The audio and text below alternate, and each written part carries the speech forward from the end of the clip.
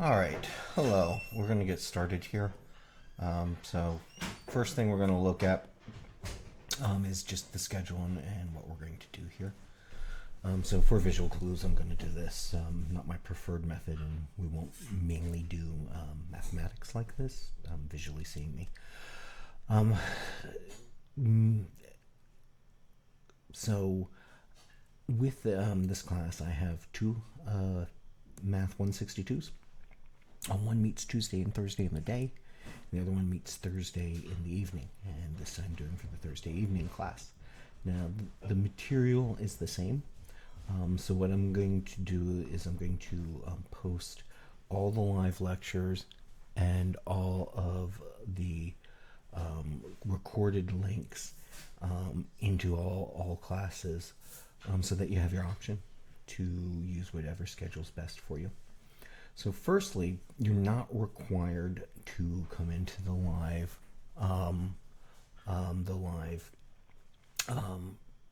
class. This is optional. The whole class is being planned around me recording the lectures and accessing them. We officially don't start back until next week, but I'm recording the lectures as we go. So we were scheduled to have an exam today. That exam is going to be turned into an electronic exam and will be due by the end of next week on Sunday. And that'll be placed up on Pearson. But as I do these lectures, and I've already had this with my other classes, I've been finding that having people in the live chat able to ask questions has helped make the lectures a little more dynamic. So that's why I'm going to have the option to the different lecture times between the Thursday day class and the Thursday evening class. Because the Thursday evening class is a really, really long lecture, I might break that over Tuesday, Thursday evenings. We'll be flexible, and I'll email some things around. So none of our due dates start until next week. Now you will see on Blackboard, I have a thing called a running schedule, which is going to have the links to the videos. YouTube very graciously, when I'm done recording this live stream, the stream link becomes the link to it being recorded, so it stays permanently up on YouTube. I have had one stream die midway through. That was earlier today's lecture on the same material here. I was able to recover it up to the point where the stream caught off, but I might not see that happen. So I double check the link's health periodically, just to make sure things are going through. So that's what we look at. Now again, I only have this video up as a visual clue. What you'll actually see is I have a Blackboard like this. An ability to do PowerPoints. I'm not a big fan of the book's PowerPoints, but I'm going to find that this is in this format. It's nice to have some of these things here. The Desmos graphing utility, so we can look at graphs. And then in this, if we need a visual clue while I'm just talking. The other thing that happens in this is the best I've been able to get it down is to about a 30-second delay between what I do and when people can see it. So if you have a question, just pop it into chat.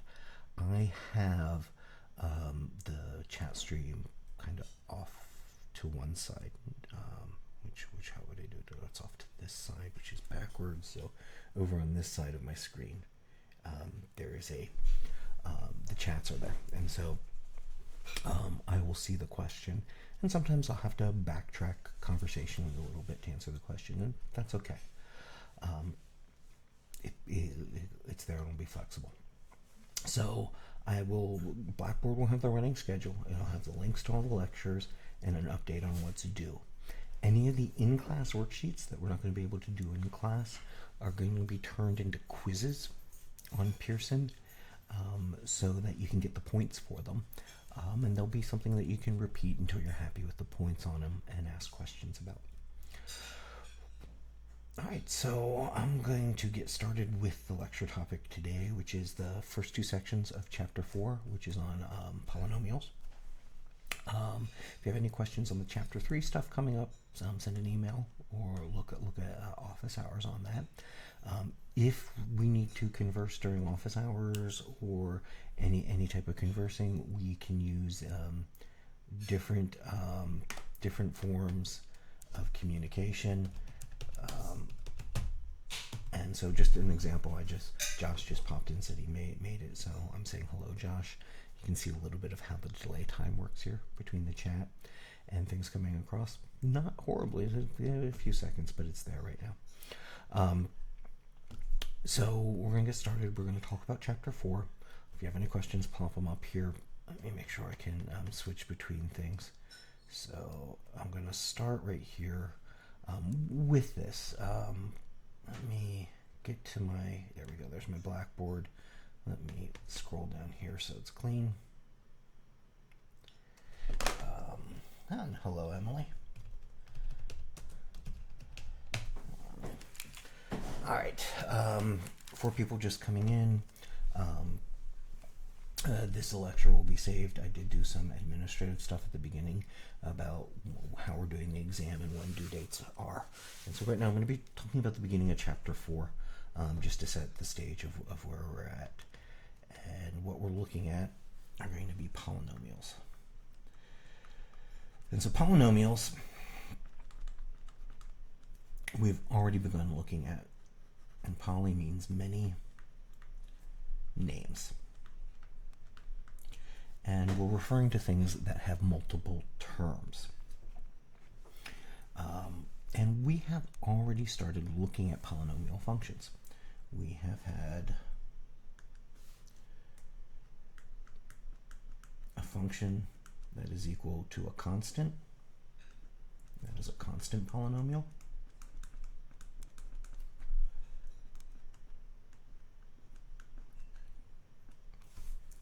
We have had a function that makes a line, and that's a linear polynomial. We have had a function that is quadratic in nature. I'm going to write it in its what we like the form to be, because we could see the vertex in H and K, and this is quadratic. But this actually continues. Polynomials work their way up by power, so we have a generic way of talking about polynomials, a generic polynomial. And I've been trying to preview this. I've said that we're working our way to being able to break down higher power of things into their linear or quadratic parts. And sorry, I'm just making a quick audio check here. And so that's why we spend a lot of time looking at the linear and quadratic properties of these, because we're going to be able to construct everything else out of those things. And so the generic form of a function, since we're getting generic, I'll change coloring again. We'll say a generic polynomial has some coefficient of the variable to the nth power, a different coefficient of the variable to one less power,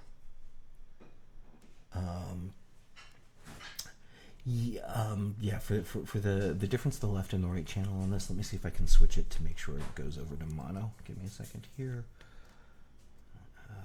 That might be, I have a two-channel mixer, and that two-channel mixer,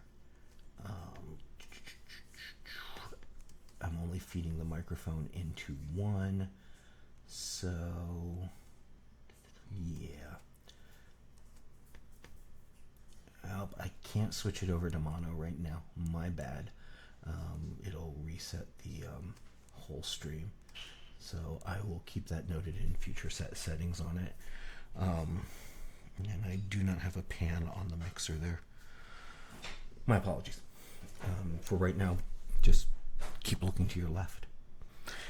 I'm so sorry. I'll fix that on future. All right. Let me rewrite the rest of this and I'll go back and look at it.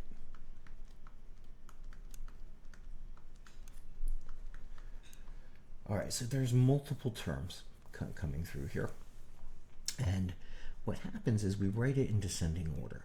It starts with the highest power of x, and we work our way down until we have no powers of x, and we just have a constant. Each of these numbers can be different, and the numbers that can be different are the coefficients. And I'll show you, looking at both the constant function and the quadratic functions, how we have already been introduced to polynomials, and then we'll expand them out into different parts. But what really becomes important for polynomials will be the highest term, which is going to be called the leading coefficient,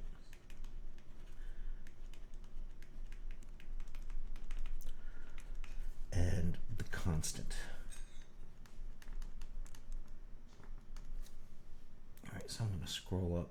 I'm going to just look at the generic polynomial only here, and we'll make some different ones. So if we look at a function where f of x is equal to 10, there is no power of x. And so we say this is of degree 0, because that is the highest term of x, and it's a constant. The constant is equal to 10. In this case, if I were to write it using the notation of the polynomial up here, it would be a0 is equal to 10. Now that is also for this particular, for degree 0, that's also the leading coefficient, because it's all it has. I sometimes, just to look at this pattern in the exponents here, I will sometimes write this as 10 to the x to the 0, because anything to the 0 power is equal to 1, and so the x variable is still there, but with a 0 degree on it. But remember, in mathematics, we tend not, if we don't have to write our 1s or our 0s, we won't. And this definitely makes a little more sense for us, that no matter what value I put in for x, I get a 10 back out. All right, let's look at another polynomial function, and we'll make a linear one. And so the line we're going to make is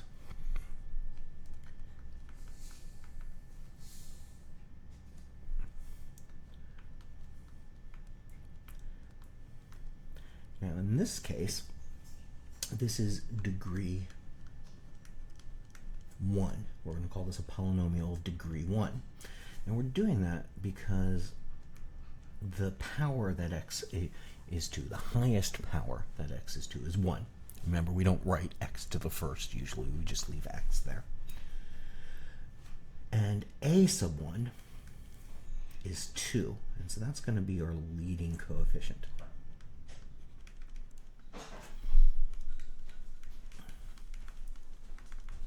So we're getting, a lot of this early stuff is terminology. We're trying to see the parts of these things we're building, and we're trying to use those parts to find things out. And the important parts are going to be the leading coefficient and the constant. And so in this case, the constant is negative 3.7, right? It gets the sign also. And so a sub 0 equals negative 3.7. And the leading coefficient is 2. And this is a degree 1 function.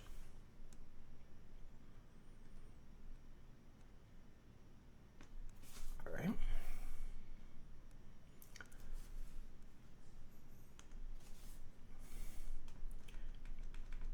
And let's 3x squared minus 1.4x plus 1. Now for us here, the highest power of x is 2. And so this becomes a degree 2 polynomial. A sub 2 is 3. And that's now our leading coefficient for this function.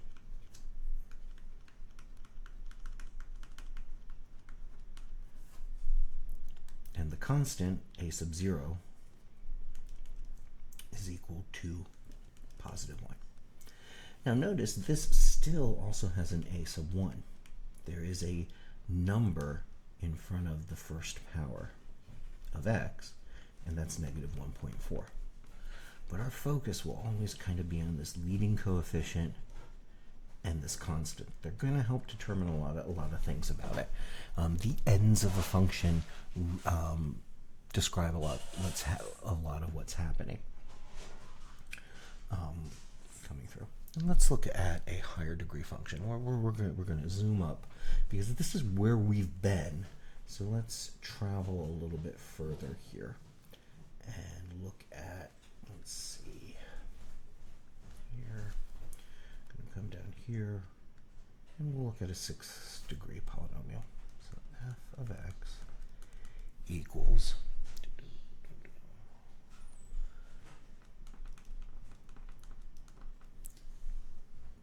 negative 1/2 x to the 6th plus 4x to the 4th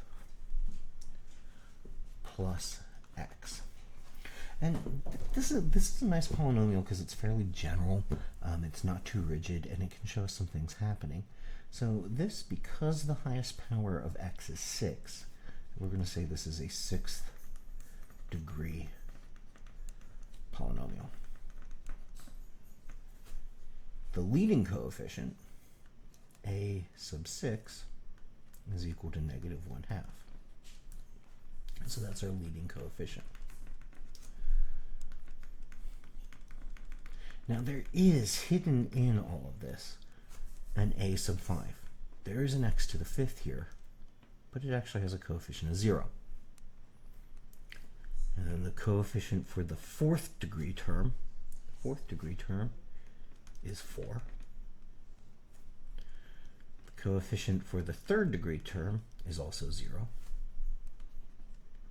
The coefficient for the 2nd degree term is also 0. The coefficient for the 1st degree term, well, we do have an x with a power of 1 here, and so the coefficient of that is 1. And then this has no constants. And so this function really represents the flexibility polynomials can have. It has terms for every power of x all the way up to the highest degree term. But some of them can be 0, and we won't write things multiplied by 0 because anything multiplied by 0 is 0, so they pull out of our polynomial. And so we don't write this. I'll show it the other way. I do apologize. You'll hear some doors in the background here. I do have family running about. We don't write this. Oops, let me change my color here.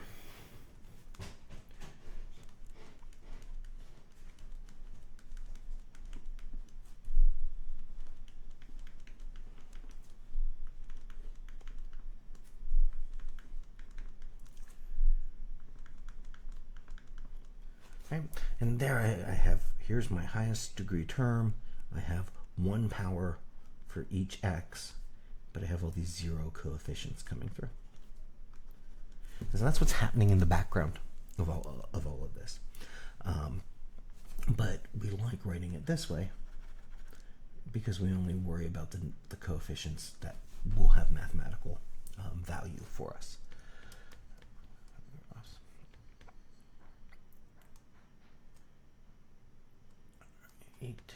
All right. So that works our way through how a polynomial is written and what we can do with them. Now, polynomials make some interesting shapes, and I'm going to look at a graph of some polynomials here, and I'm going to start with the polynomials that we know. And in this case, I'm starting with a parabola. And we're going to look at this parabola, and we're going to mark some things on it and to look at them. Now, I'm using Desmos, which I had a handout for Desmos. I'm going to put that handout online, because when we look at these things, it's going to be useful if we can graph them. So let me get over to this and make sure my pointer's working on it. All right, so here is our function, and when we move that function, just making sure the pointer comes across. Let's see here. Yes, okay, good, the pointer. Sorry, with the delay, sometime I had a problem with the pointer on the previous video, and I'm just making sure that the mouse moves across. So you should be able to see my arrow moving and me highlighting different parts of the function. And so this is this function here, and it's a parabola, and it's x squared minus 4x minus 2. Now, polynomials, because they're not linear, they decrease. This one's decreasing here. So from negative infinity until we get to the vertex, it's decreasing. And from the vertex onwards to positive infinity, it's increasing. So polynomials have places where they change direction. And those places are called extrema. They're extreme values for the function. Now, in the case of parabolas, we said this vertex here, 2, negative 6, was a minimum. It's the lowest number this function will do. And if it's the lowest number you can get out of the function completely, we call it an absolute minimum. There's no way you can throw any x value, anything into the domain to get it lower than negative 6. And so the vertex for our parabola is called an absolute minima. In this case, if this was flipped, and I'll do it like this, where I flip it with this negative sign, that's an absolute maximum, because there's no value of x I can put into the function that makes that will make the parabola greater than 2 in this case. And so they can have absolute minima and absolute maxima. Well, we'll look at this, because this is the example that's also in the book, which is why I have it up here. That this absolute minimum is an idea of an extrema. Now, with a second degree function, it only has one extrema. I want to show a fourth degree function here. And so in this case, this is a fourth degree function. And notice there's 1, 2, 3 extrema. Sorry for the squeaky doors. There's a door just off to the side here, and definitely I'm going to try to find some oil to put in that. And so these values are the highest and lowest this function can go. Well, let's look at this particular function here. So this is the values that I had to make it look like the one that was in the book, and it's fairly close to that value. So what we need to do is look at the different points on this and what they mean. So so this point here, up at the top,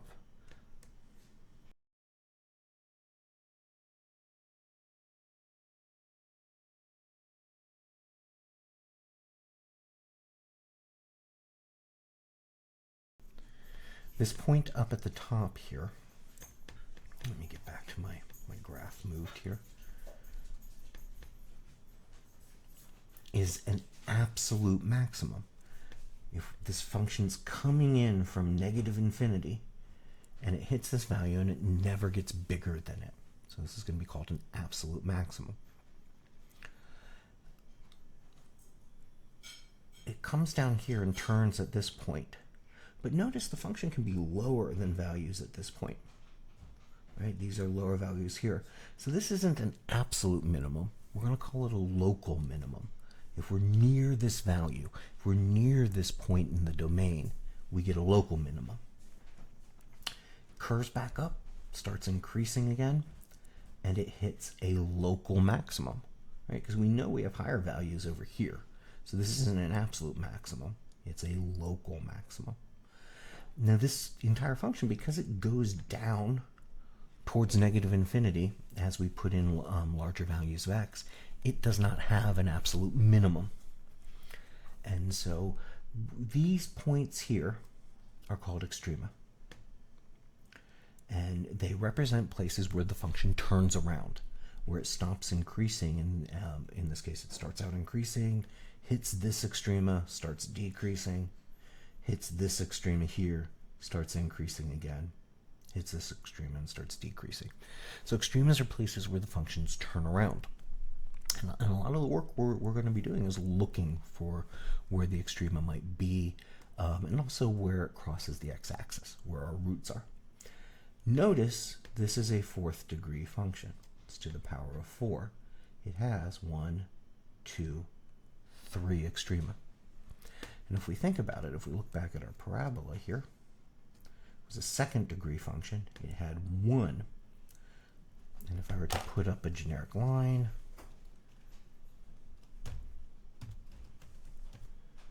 right?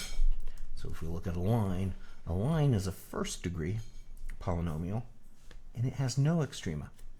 So the number of extrema will be 1 less than the degree of your function.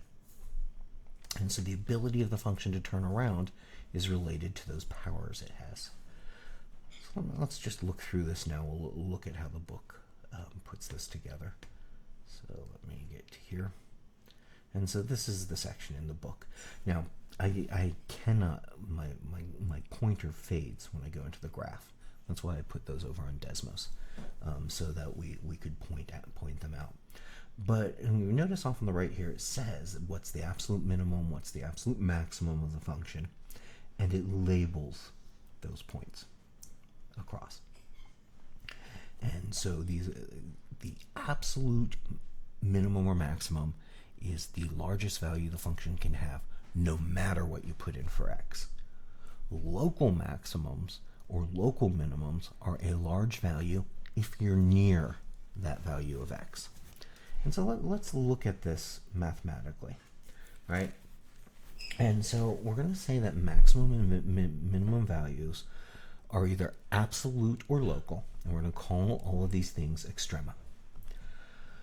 Functions may have multiple extrema, and those extrema are where they turn around. And I think I was able to plot this one over here, so let me get it back up. There we go.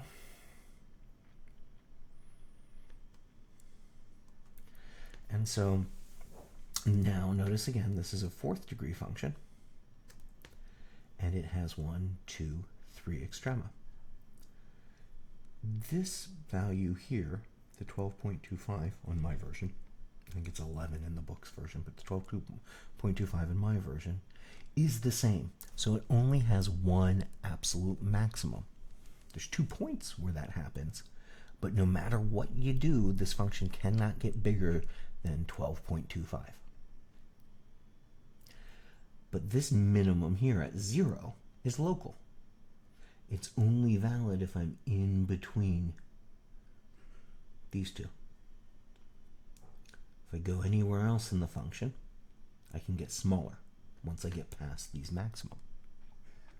So these are absolute, and this is local. Well, let's look at how we mathematically define this.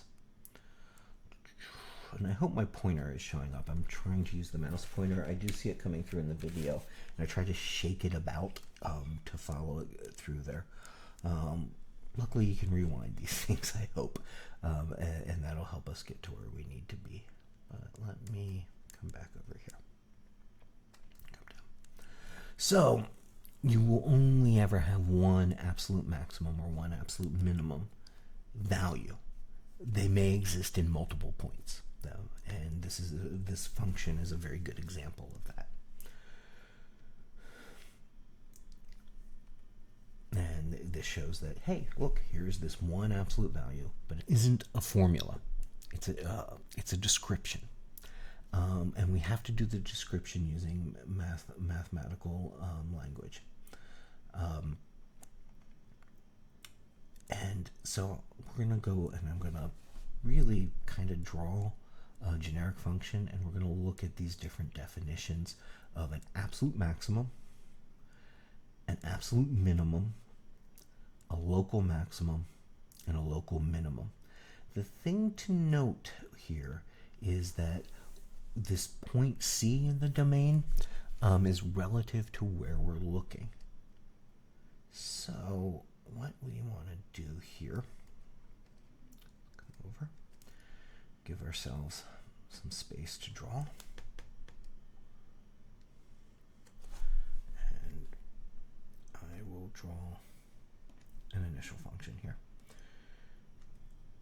And it's going to go off towards negative infinity, come up to a point, do this. And so, if I want to look at this point where my x value is equal to c, we say if f of c is greater than or equal to any x value,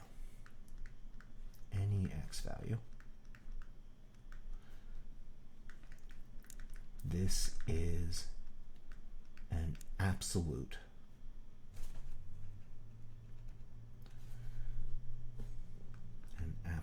maximum. I'm just going to abbreviate those two things, absolute maximum. And so in this example here, I have three extrema,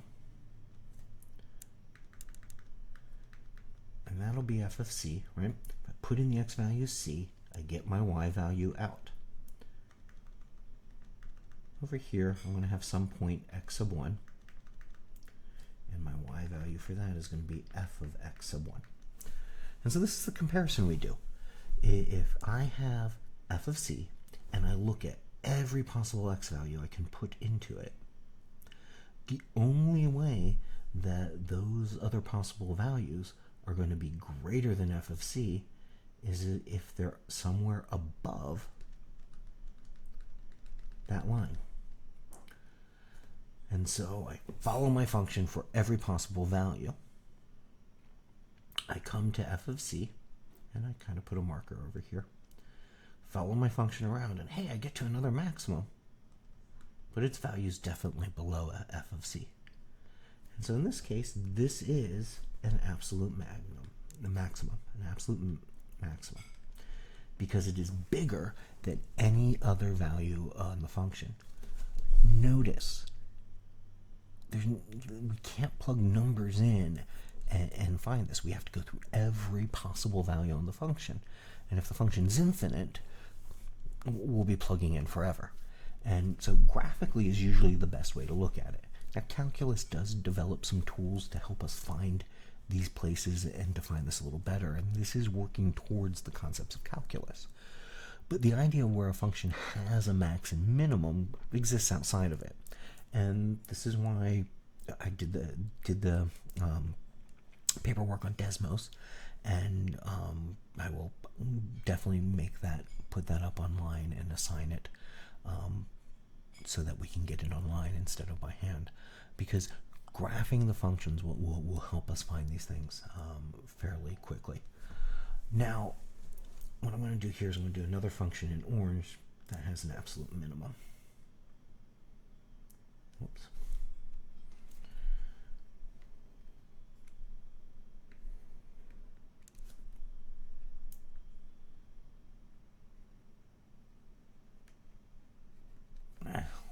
My lovely steady hand. All right, and so we have extrema here. Now we'll say some value of c, this is an absolute minimum. And we've got the same argument we have up above in reverse. In fact, I kind of flipped everything upside down so that we think of this reversed in the y direction or the f of x direction. So if this is a point c, then in this value here, is f of c, and if this is x sub 1, then in this point value comes through on the graph, it's f of x sub 1. And so if I look at c, if it is less, if it is lower than any possible x value I can plug in, then it's an absolute minimum. And this point is an absolute minimum.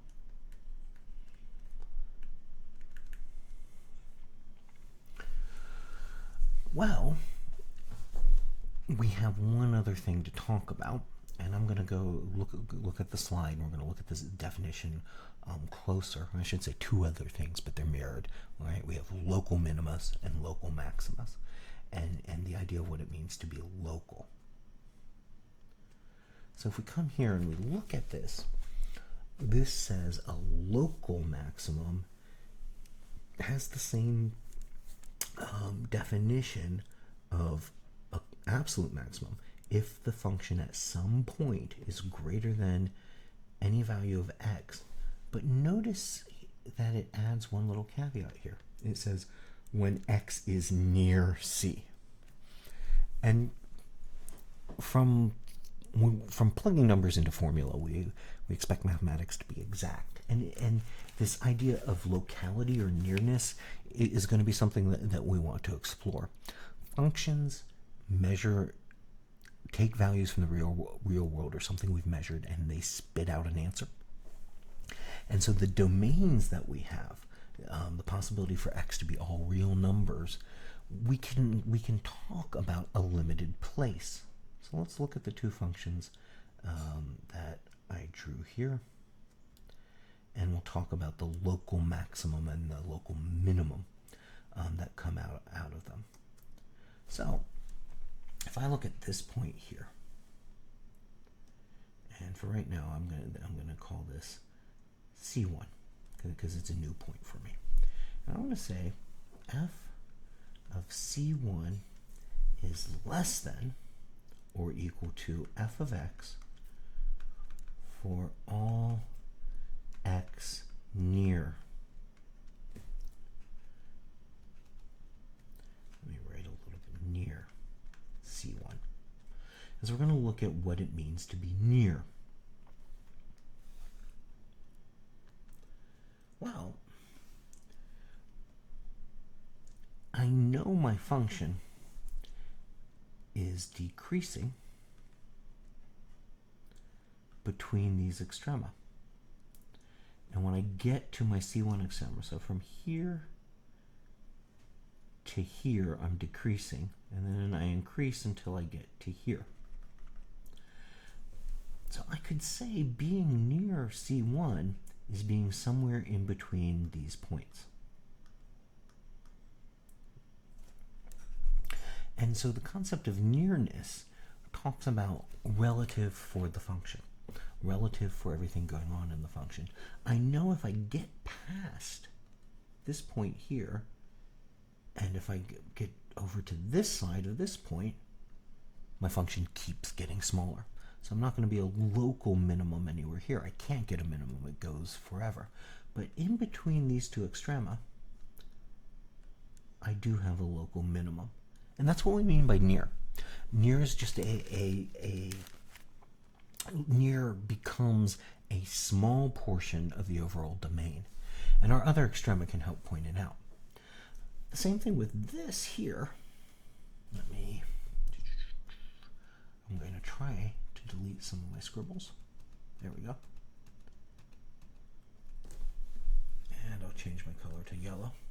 This point here, which I'll call C2, so f of C2 is greater than equal to f of x for all x near C2.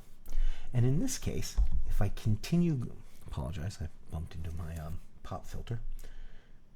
If I continue going past C2, I get smaller. So it can't be, I can't get near a maximum down this way because I'm infinitely getting smaller. And if I go over here, I keep getting smaller until I get to C1. So C2 is a local maximum because if my x is between c1 and infinity, which is local for c2, this is the largest value the function is going to give me. So these definitions that we have about when x is near c, for the local relative minima and the relative maxima, talk about if we limit the domain. We don't look at every possible value of x, but just the values of x near what is happening. And we can look at the other extrema to do this. And so the book gives an example here. It says the monthly average ocean temperature in degrees Fahrenheit at Bermuda can be modeled by this fairly complex polynomial. But this is within a year. And so if x corresponds to the month, and so month 1 is January and month 12 is December, our domain is limited. And so what I did is I put that into Desmos. Now the book describes putting it into a calculator, and we'll work on putting it into Desmos. But what I did here,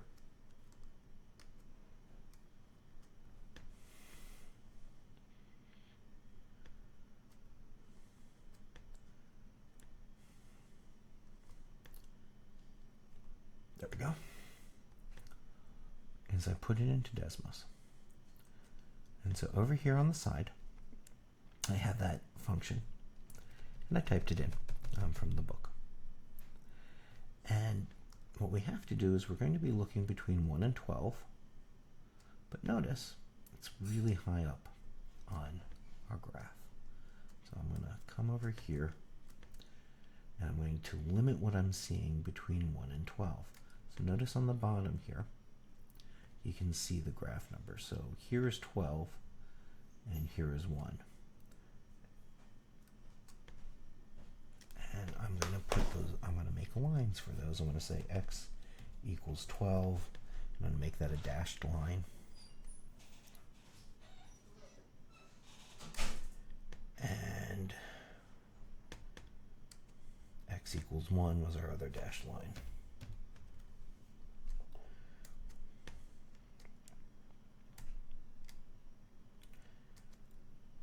Yeah.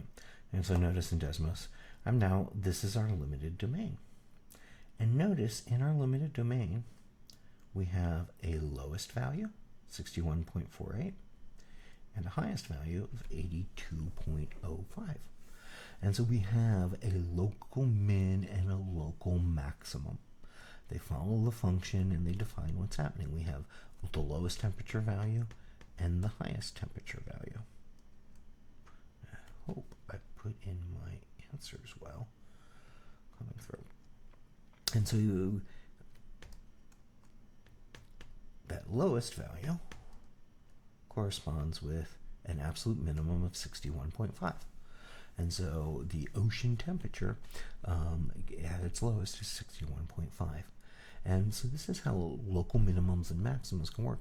We can get data and it can model these complex polynomial functions, but the region we're looking at might only have certain domain values we put in. And so that's why we use the local min and the local maximum to grab values out.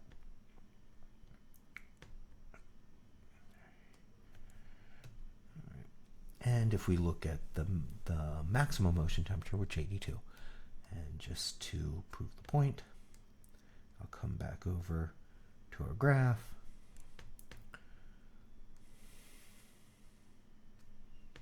And around 82 and 61.5. And so those are local. They're in between, they're the region of the domain we have. Notice this local minimum is also the absolute minimum for this function, because it kicks off towards infinity there, kicks off towards infinity here. It's a 4th degree polynomial, so I have 1, 2, 3 extrema. So I know it's not turning anywhere up here or anywhere up here. And so this is also an absolute minima.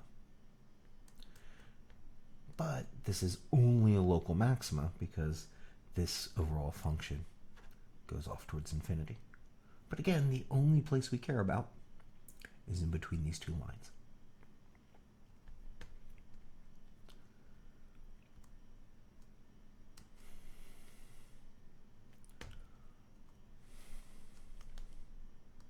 All right. Slight change of idea here, or at least a little more description of functions. So what we were doing, and again, I've tried to preview this a bit as we've looked at our earlier functions. We've talked about, at the end of chapter 1, the different types of functions we'd be seeing. And we looked at some different symmetries on them, and we're going to build from that. One of the first things we can describe a function by is if it's symmetric. Now, our parabolas, which are like this portion of the graph here, were symmetric about their axis of symmetry, which ran through the vertex. We can think of it as if you put a mirror through that, the left and right sides would look the same. Now, in this case, even symmetry means with respect to the y-axis. All three of these functions, if I were to fold them over the y-axis, they would be mirror images of each other. The right side of this looks like the left side of this, folded over the y-axis. The right side of this looks like the left side of this, folded over the y-axis. And we call that even symmetry. And we're going to build one of our first mathematical tests for that. And that test is this definition here. We were going to call a function even if I put in the opposite x value, I get the same thing here for every x. And so let's look at that.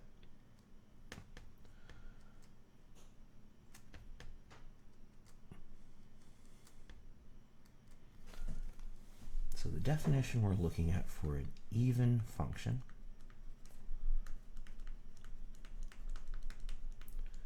is if I put in the opposite of the x value, I get back the value of the function for x.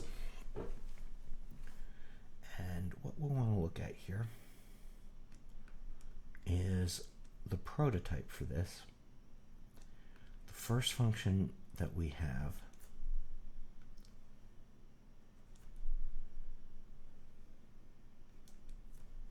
is if f of x equals x squared. And so this is our parabola with its vertex on the origin. And its axis of symmetry is the y-axis. So how we defined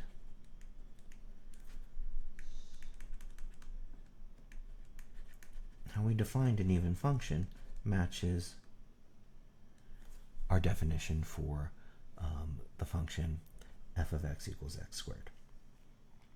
So we want to make sure that this mathematical definition will work for us. So I'm going to build a table. I'm going to list my x value. I'm going to list f of x. And I'm going to list f of negative x.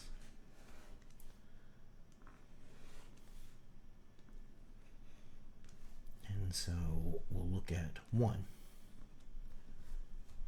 right here.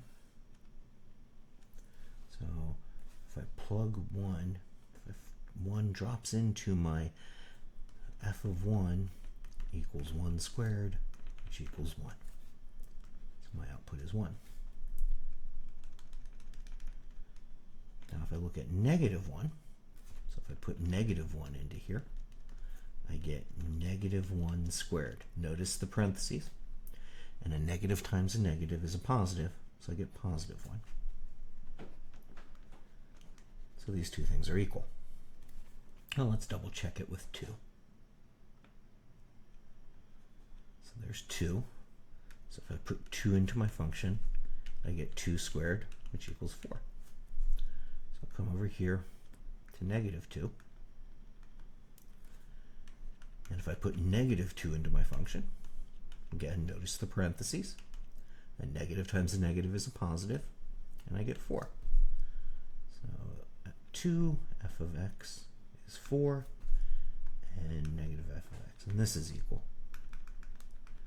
And what they show is this mirroring symmetry, and this is kind of how we define a mirror here.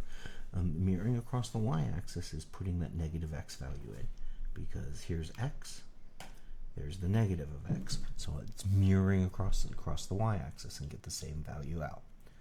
And so this is how we would look at an even function, or how an even function comes through.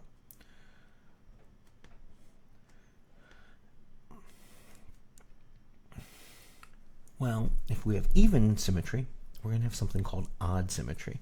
And I think I graced your class with the kind of up and down cubic and showed that there's a double folding going on here.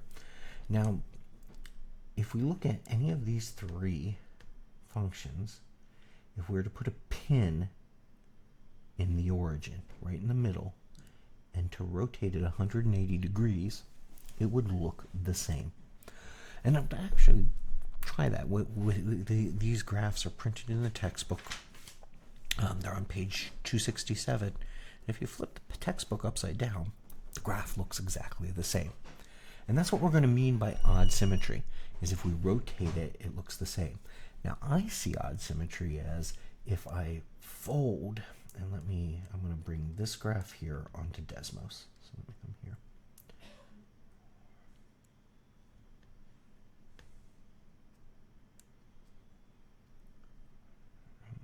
Turn these off. Give me a second to reset everything here, since we had to zoom way in onto that Bermuda ocean temperature function. Oops, going the wrong way. There we go.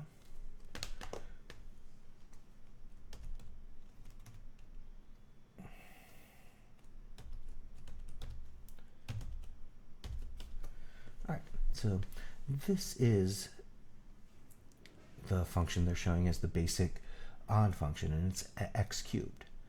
If I were to take this and mirror it across the y-axis, let's see if I can do that here.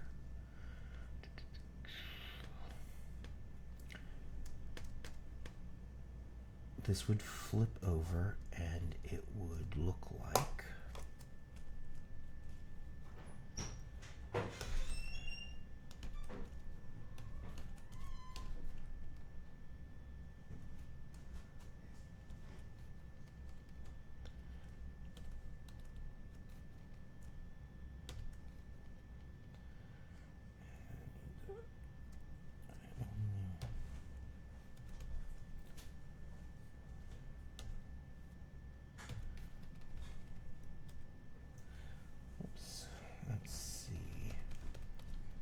backwards.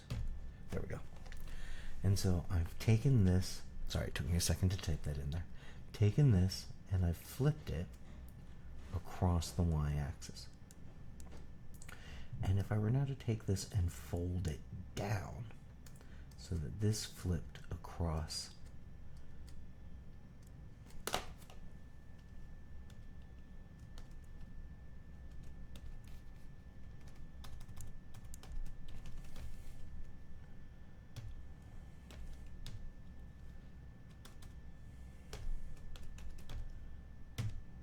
x-axis,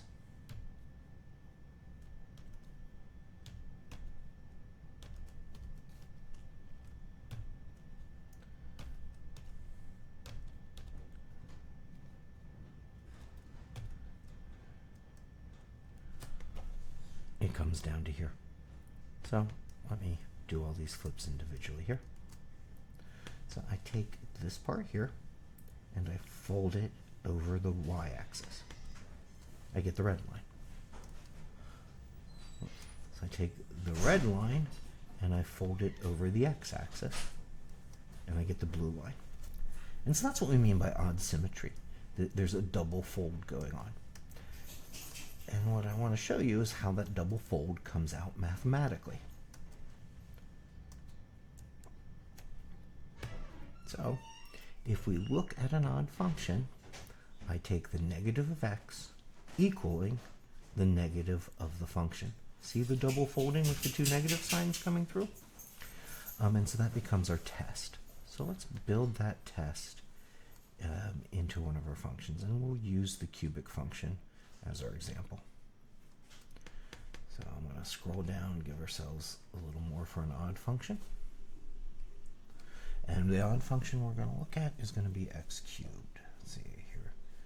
So odd functions. And the symmetry we're looking at is f of negative x is equal to the negative of f of x. All right, so hopefully that's what we get. So we'll take our function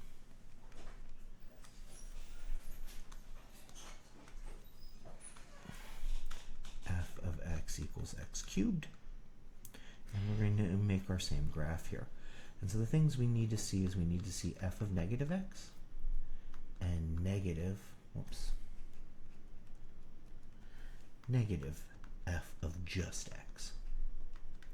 So I'll build my table here. And so x cubed, I also have to look at point negative 1. So if I put in 1, the first thing I have to dump into my function is f of negative 1. See how I've put it? The negative sign here, I'll put the negative sign here. So I'm looking at point 1. And so f of negative 1 is negative 1 cubed. Well, negative 1 cubed is a negative multiplied 3 times is going to be negative 1. All right, now I want to look at this part here. So I'm going to look at the negative of f of 1. So I'm going to look at the negative of throwing 1 into my function. And 1 cubed is 1, and that's negative 1. And so those are equal. So that's showing odd symmetry. If I put in 2, the f of negative 2 is equal to negative 2 cubed, which is negative 8. And the negative of f of 2 is equal to the negative of 2 cubed, which is negative 8. And so this becomes our test for odd functions. And even in odd functions are going to be important parts of how we look at our polynomials. And so we want to be able to identify even and odd functions fairly well. Now, if a function consists only of odd powers of x, then it's an odd function.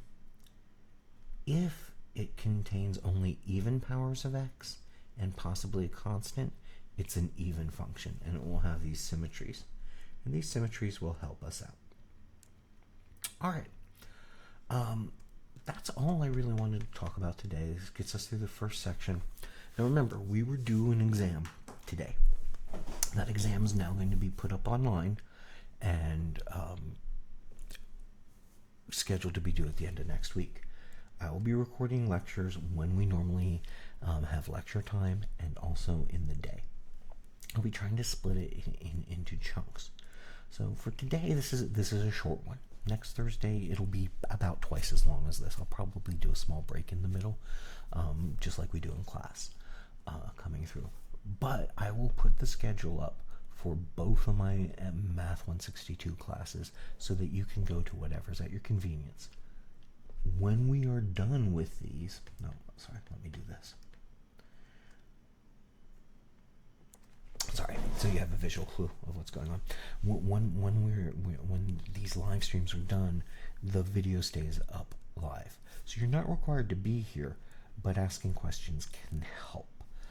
Especially if sound's going weird or something else is going odd, because recording a large chunk of time and then going back and looking for things. So I've been kind of learning it as I work with other ones. But this should be a place to ask questions. But right now we're introducing the idea of polynomials coming through.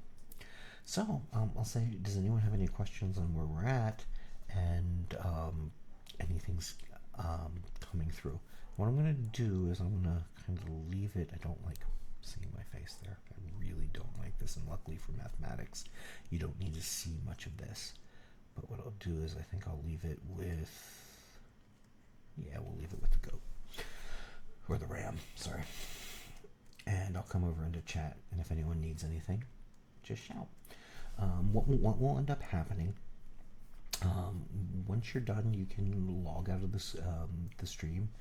The number of views will go down, and then I will close it out and stream, and that stream will be accessible for something that you can review coming through. I'm updating Pearson. We'll be assigning quizzes in place of the in-class worksheets.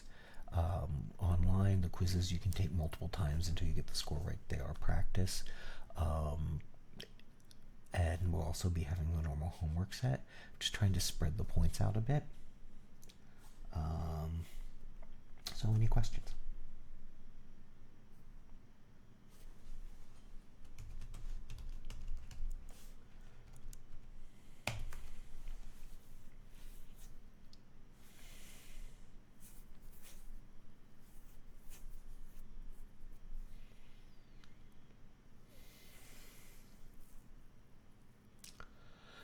I think a good thing to note is on Blackboard there's going to be a thing called the running schedule, and it will have links for everything as we add them.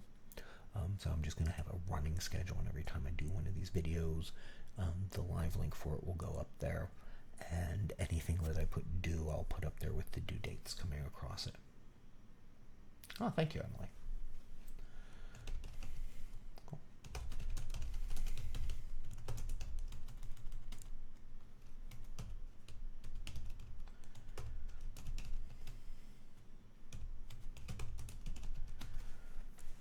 And so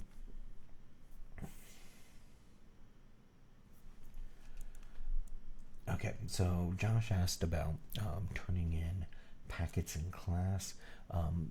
Because I don't expect anyone to have a scanner, what I'm doing is for anyone that handed them in, I'll put them in the grade book. For anyone that hasn't, take a picture of them if you can. What I'm looking to see is work coming through.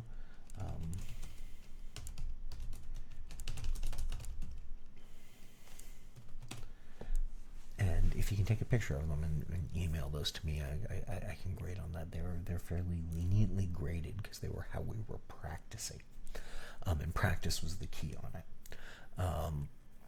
Coming forward, I'll make them quizzes. If we don't have a way of getting some sign of the work being done,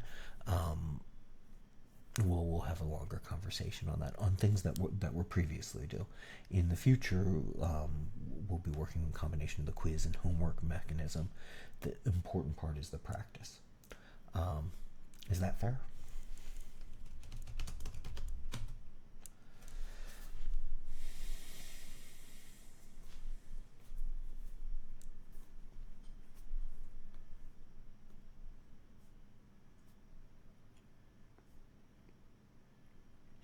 Alright, I'm going to end this stream. It usually ends my ability to access chat, but I think the chat stays up there on YouTube, and I'll get those as comments.